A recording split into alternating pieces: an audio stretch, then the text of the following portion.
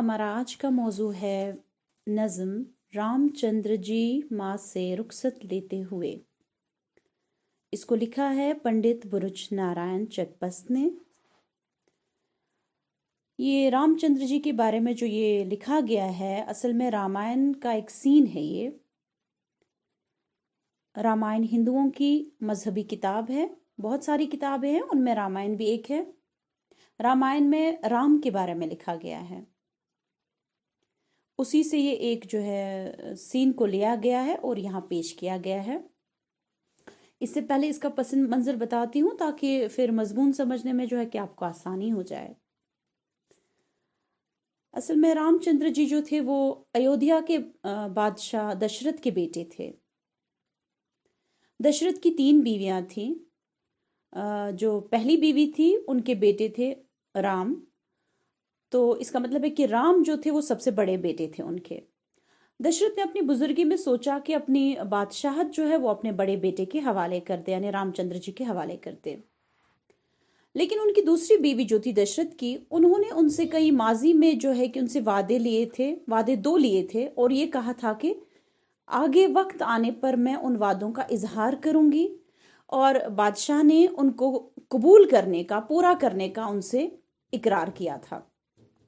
अब जो ही बादशाह ने फैसला किया कि मैं जो अपनी सल्तनत जो है रामचंद्र जी के सुपुर्द करूंगा, तो उसी बीवी ने जिन्होंने वादे लिए थे उनको लगा कि अब मुनासिब वक्त है कि मैं अपने वादों का इजहार करूं।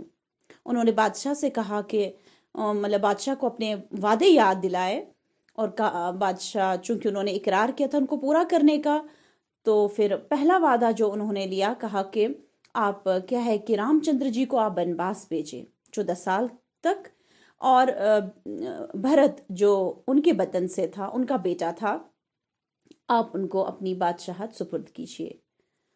तो बादशाह ने ऐसा ही किया। उन्होंने रामचंद्र जी को हुक्म दिया बनवास जाने का, और बादशाह जो है उसको भरत के सुपुर्द किया। तो इसी को यहाँ पेश किया गया है, किस तरह से रामचंद्र जी जब बनवास अब जाने ही वाले थे कि पहले अपनी माँ से रुखसत लेने के लिए आते हैं। और माँ की कैफियत उस वक्त क्या थी, चूँकि बच्चे से जुदा होना था 14 साल के लिए। बेटे और माँ में कौन सा मुकालमा हुआ उस वक्त, उसको यहाँ बयान किया गया है। चले आते हैं मौजू की तरफ। क्या जाने किस ख्याल में गुम थी वो बेगुनाह, नूरे नजर पे दीदाए हसरत से की निगाह। जुम्बिश हुई लबों को भरी एक सर्द आह, ली गोशाए हाय चश्म से अश्कों ने रुख की राह। चेहरे का रंग हालात दिल खोलने लगा, हर मोए तन ज़बां की तरह बोलने लगा। मुश्किल अल्फाज के माना बताती हूँ, आप लिखिए। गुम, परेशान, हैरान। नूरे नज़र, आंखों का नूर। दीद, नज़र, निगाह। हसरत का लिखे अरमान, यानी किसी चीज के न मिलने का अफसोस। जुम्बिश, हरकत, हिलना। सर्द आह, सर्द, ठंडा, और आह होता है कलमाए अफसोस। गोशाए हाय चश्म, आंख के कोने। अश्क, आंसू। रुख, रुखसार, गाल। और मुए, हर मोए तन ज़बां की तरह बोलने लगा। मोए होता है बाल। क्या जाने किस ख्याल में गुम थी वो बेगुनाह, यानी अब चूंकि राम जो है अपनी वालिदा से जुदा हो रहे थे, जुदा होने वाले थे 14 साल तक। वो अपनी माँ से आते हैं रुखसत लेने, और माँ की कैफियत उस वक्त क्या थी, उसी को यहाँ शायर ने जो है कि बयान किया है कि माँ उस वक्त किन किन ख्यालात में थी, क्या क्या सोच रही थी। क्या जाने किस ख्याल में गुम थी वो बेगुनाह, न जाने रामचंद्र जी की माँ किन किन परेशान ख्यालात में खोई हुई थी। नूरे नजर पे दीदाए हसरत से की निगाह, अपने बेटे को हसरत भरी नजर से देखती है, अरमानों भरी निगाह से अपनी बेटी की तरफ देखती है।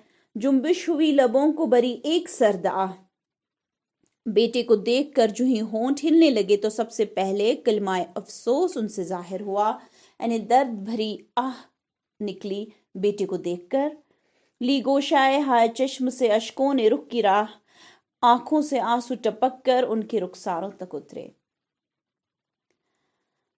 यानी ये कैफियत बयान कर रहा है कि जब इंसान को इंतहा दुख होता है किसी चीज़ का, तब वो क्या होता है, वो बोल भी नहीं पाता है कुछ। यही कैफियत जो है कि रामचंद्र जी की माँ को थी, बेटे से जुदाई का जो गम था उनको। बेटा उनके पास आता है और ये उनसे कुछ नहीं कहती है, सिर्फ उनको देखकर रो रही है। यानी इंतहाई दुख को पेश किया गया है, जाहिर किया गया है। चेहरे का रंग हालात दिल खोलने लगा, हर मोए तन ज़बां की तरह बोलने लगा। यानी उनके चेहरे पर उनके दिल के हालात जाहिर होने लगे, जो दिल में चल रही थी, जो दुख दिल में था, वो चेहरे पर जाहिर हो रहा था। हर मोए तन ज़बां की तरह बोलने लगा, यानी बदन का एक एक बाल गोया उनकी बेसब्री बेचैनी का इजहार कर रहा था, जिसको हम कहते हैं रोंगटे खड़े होना। जब कोई परेशान कुन या हैरान करने वाली कोई खबर हम सुनते हैं तो हमारे रोंगटे खड़े हो जाते हैं, उसी को कहते हैं बदन के बाल जो है वो भी खड़े होना, वो भी गोया कि बोलना, बेसब्री और बेचैनी उनसे भी जाहिर होना। आखिर असीरी यास का कुफले दहन खुला, वाथा दहाने जख्म की बाबे सुखन खुला। एक दफ्तर मजालिमे चरखे कोहन खुला, अफसानाए शदायद रंजो सुखन खुला। दर्द दिल गरीब जो सरफे बयां हुआ, खूने जिगर का रंग सुखन से आया हुआ। असीर यानी कैदी, बंदी। यास से मुराद है नाउमीदी, मायूसी। कुफ्ल कहते हैं ताला। दहन ये दहान का मुखफ़फ़ है, मुंह। वा यानी खुला हुआ। दहाने जख्म यानी जख्म बरा मुंह। बाब दरवाज़ा। सुखन कलाम बात। चरख आसमान। कुहन यानी पुराना। अफसाना दास्तान या तवील बात। शदायत सख्तियाँ, तकलीफ। खूने जिगर दिल का खून। अया यानी जाहिर होना। आखिर असीर यास का कुफले दहन खुला। आखिर जब सबसे पहले इसकी मंजरकशी की गई कि बेटा सामने आता है और माँ उसको देखती है और सिर्फ रोती है और सर्द आह भरती है। उसके बाद उसका जो है मुंह का जो ताला था, चूंकि माँ जो थी इंतहाई मायूस थी, तो आखिरकार इस मायूसी से गिरी हुई माँ के मुंह के ताला जो था वो खुल गया, यानी बात करनी शुरू की। बात करने के लिए माँ ने लब कुशाई की। वाथा दहाने जख्म की बाबे सुखन खुला। दिल में जो जख्म था इसकी कैफियत जबान से बयान होने लगी। एक दफ्तर मजालिम चरखे कोहन खुला, यानी हर कोई चीज, रंजो गम की दास्तान, अफसानाए शदायद रंजो सुखन खुला, शदीद गम और रंज से भरी हुई दास्तान इसके सामने पेश की। बचपन से लेकर कि मैंने आपको बचपन से इस तरह से पाला, किसी मुश्किल को आपके सामने नहीं ठहरने दिया, हर कोशिश की कि आपसे हर कोई दुख और दर्द तकलीफ दूर रहे। फिर आप बड़े हुए, फिर मैंने आपकी शादी की, तो क्या मुझे अब आज ये दिन देखना पड़ रहा है कि आप मुझसे जुदा हो रहे हैं? मैंने आपको बादशाहों की तरह पाला, महल की जिंदगी को छोड़कर आप बनबाज जा रहे हैं जोगियों की जिंदगी गुजर करने। तो इंतहाई अफसोसनाक और रंज से भरी हुई दास्तान जो माहन सारी बयान की अपने बेटे से। दर्दे दिल गरीब जो सरफे बयां हुआ, खूने जिगर का रंग सुखन से आया हुआ। यानी कि जब वो बोलना शुरू उसने किया अपने बेटे को, तो गोया उसकी बातों में दिल का खून भरा हुआ था। यानी शायर ये बताना चाहते हैं कि दिल इतना टूटा था, इतना दुख था, इतना दर्द था, इस तरह से टूट चुका था, चूर चूर हुआ था, जिससे खून बह रहा था। और वो कैफियत उसकी जुबान से जो है बयान हो रही थी। جو کہہ رہی تھی، اسے بیان ہو رہی تھی، اصل میں اس کے دل کی انتہائی مایوس کن حالت۔ سن کر زباں سے ماں کی یہ فریاد درد خیز، اس خستائے جاں کے دل پہ چلی غم کی تیگ تیز۔ عالم یہ تھا قریب کی آنکھیں ہو اشک ریز، لیکن ہزار ضبط سے رونے سے کی گریز۔ سوچا یہی کہ جان سے بے کس گزر نہ جائے، ناشاد ہم کو دیکھ کے ماں اور مر نہ جائے۔ فریاد یعنی ظلم و زیادتی کی شکایت، درد خیز تکلیف دینے والا، خستہ جان یعنی رنجیدہ، زخمی، بدحال، تیگ تلوار، شمشیر، اشکریز بہتے ہوئے آنسو، ضبط یعنی قابو، گریز یعنی پرہیز، بےکس انتہائی مایوس کن، ناشاد یعنی ناخوش۔ سن کر زباں سے ماں کی یہ فریاد درد خیز، رام چندر جی نے جب اپنی ماں سے یہ تکلیف دہ داستان سنی، تکلیف دہ شکایت سنی، اس خستائے جاں کے دل پہ چلی غم کی تیگ تیز، تو اس رنجیدہ دل یعنی رام چندر جی کو یہ کہا گیا ہے کہ ان کا دل اس وقت رنجیدہ تھا۔ رنجیدہ اس لیے تھا کیونکہ اس کو ماں کا جو درد، تکلیف اور دکھ تھا وہ اس سے برداشت نہیں ہو رہا تھا۔ تو اس رنجیدہ دل پر جو ہے ایک تیز تلوار، جیسے تیز تلوار نے وار کیا اس کے دل پر، جب اس نے ماں کی یہ درد بری کہانی، درد بری داستان سنی۔ عالم یہ تھا قریب کی آنکھیں ہو اشکریز، اس کی کہانی سن کر، یہ باتیں سن کر قریب تھا کہ اس کی آنکھوں سے، رام چندر جی کی آنکھوں سے آنسو بہتے، لیکن ہزار ضبط سے رونے سے کی گریز۔ لیکن انہوں نے کیا کیا؟ انہوں نے بہت قابو کیا اور آنسو آنے نہیں دیے، آنسو آنے سے پرہیز کیا۔ سوچا یہی کہ جان سے بے کس گزر نہ جائے، ناشاد ہم کو دیکھ کے ماں اور من نہ جائے۔ اسی لیے گریز کیا، اسی لیے پرہیز کیا، کیونکہ سوچا کہ میری یہ انتہائی کن مایوس ماں، جو اگر مجھے ناخوش دیکھے گی، اگر میری آنکھوں میں آنسو دیکھے گی، مجھے ناخوش دیکھے گی، تو اس سے یہ بیچاری مر جائے گی، یہ اور دکھی ہو جائے گی۔ کہتے تھے لوگ دیکھ کے ماں باپ کا ملال، ان بے کسوں کی جان کا بچنا ہے اب محال۔ ہے کبریا کی شان گزرتے ہی ماہ و سال، خود دل سے درد ہجر کا کرتا گیا خیال۔ ہاں کچھ دنوں تو نوحہ ماتم ہوا کیا، آخر کو روکنے بیٹھ گئے اور کیا کیا۔ ملال یعنی رنج، غم، افسوس۔ محال کا آپ لکھیے غیر ممکن۔ کبریا یعنی بزرگی، اللہ تعالیٰ کی صفت ہے یہ۔ ماہ ہوتا ہے مہینہ، ہجر یعنی جدائی، نوحہ رونا، ماتم سوگ کو کہتے ہیں۔ کہتے تھے لوگ دیکھ کے ماں باپ کا ملال، ان بے کسوں کی جان کا بچنا ہے محال۔ رام چندر جی کی جدائی سے، ان کے ماں باپ کو دیکھ کر لوگ یہی سوچ رہے تھے کہ اب ان کا بچنا جو ہے غیر ممکن ہے۔ ہے کبریا کی شان گزرتے ہی ماہ و سال، خود دل سے درد ہجر کا کرتا گیا خیال۔ لیکن آپ دیکھیں اللہ تعالیٰ کی شان کہ جو ہی وقت گزرتا گیا تو یہ جدائی کا جو غم تھا یہ بھی دھیما پڑتا گیا۔ ظاہر ہے کہ جب شروعات میں جو ہر کوئی صدمہ جو ہوتا ہے وہ زیادہ ہوتا ہے، لیکن جو ہی وقت گزرتا جاتا ہے وہ تھوڑا دھیما پڑتا جاتا ہے۔ ان کی کیفیت بھی یہی ہو گئی۔ ہاں کچھ دنوں تو نوحہ ماتم ہوا کیا، آخر کو روک بیٹھ کے اور کیا کیا۔ شروعات میں تو بہت زیادہ رونا دھونا ہوا، سوگ منا، لیکن اس کے بعد آخرکار پھر صبر کر کے بیٹھ کے، کیونکہ انسان کے پاس اس کے علاوہ کوئی چارہ ہی نہیں، اس کو صبر ہی کرنا ہے اور کوئی اس کے پاس چارہ نہیں۔ انہوں نے بھی ایسا ہی کیا، شروع میں رونا دھونا، ماتم، سوگ وغیرہ بہت سمے تک کیا، بہت وقت تک کیا، لیکن آخرکار تھک ہار کر پھر بیٹھ گئے۔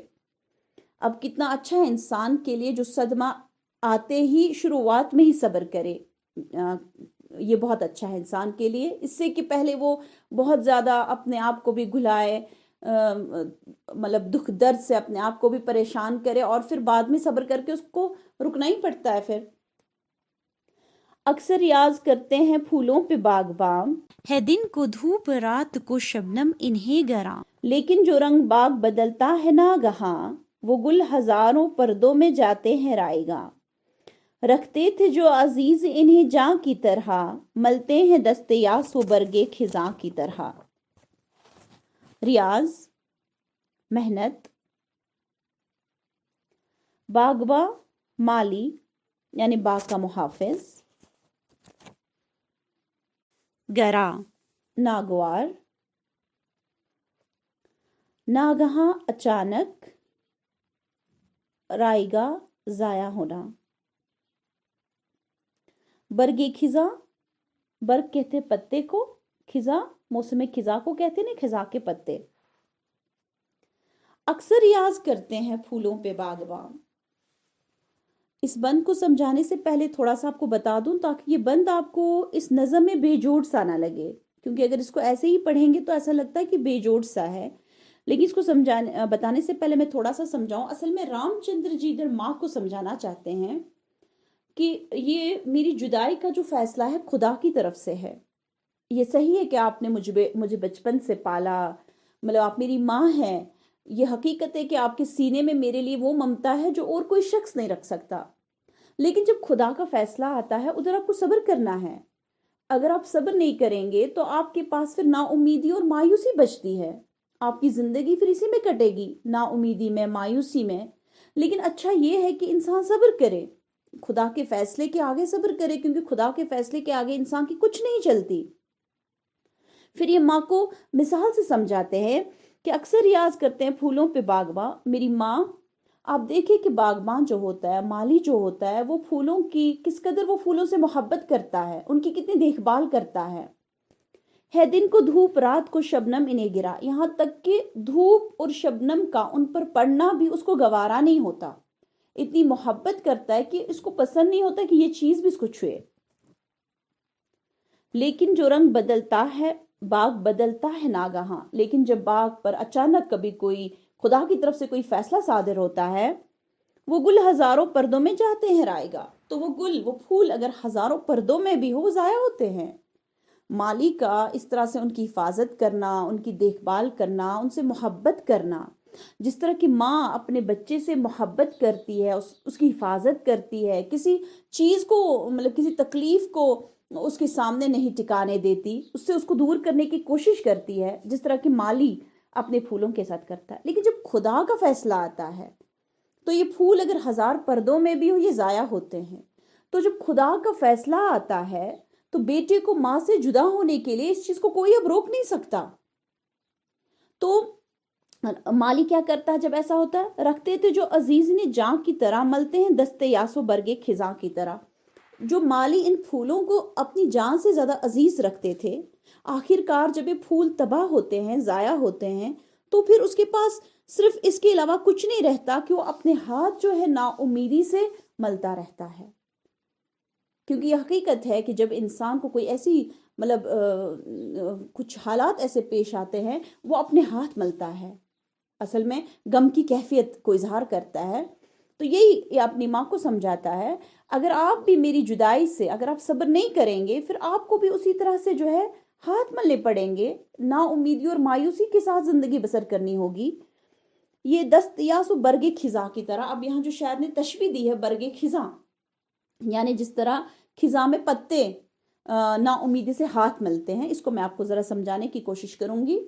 असल में जब मौसम खिजा में जो है, जब बादे खिजा चलती हैं, खिजा के मौसम में जो पत्ते होते हैं खुश्क हुए होते हैं, जर्द हुए होते हैं, जिसको पतझड़ बोलते हैं, जिसमें पत्ते जो है जड़ जाते हैं दरख्तों से। तो इस मौसम में क्या होता है, जब बादे खिजा चलती हैं तो इस हवा से पत्ते जो है, मतलब ये चूंकि सूखे होते हैं, तो इसकी वजह से उनमें एक आवाज़ सी पैदा होती है, एक सरसराहट पैदा होती है।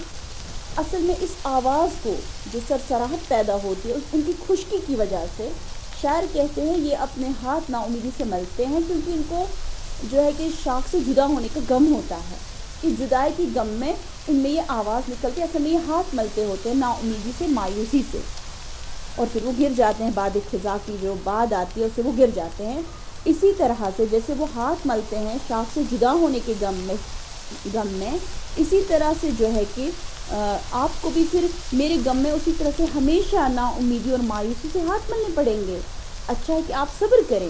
کیوں صبر کریں؟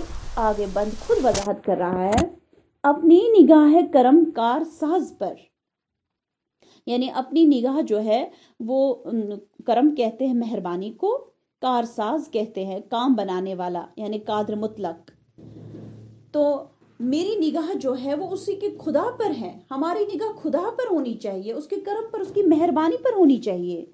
صحرا چمن بنے گا وہ ہے مہرباں اگر، صحرا بھی یعنی بیاباں بھی چمن بنے گا اگر وہ ہم پر مہربان ہو، تو صحرا بھی چمن بنے گا، پھلواری بنے گا۔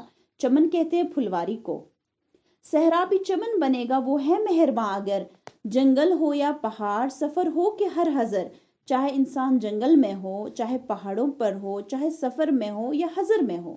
حضر سفر کا متضاد، یعنی ایک ہی جگہ مقیم ہونا، چاہے انسان گھر پر ہو، کسی جگہ مقیم ہو، سفر میں ہو، پہاڑوں پر ہو، رہنا نہیں وہ حال سے بندوں کے بے خبر، خدا اپنے بندوں کے حال سے کبھی بے خبر نہیں رہتا، چاہے وہ کہاں بھی ہو۔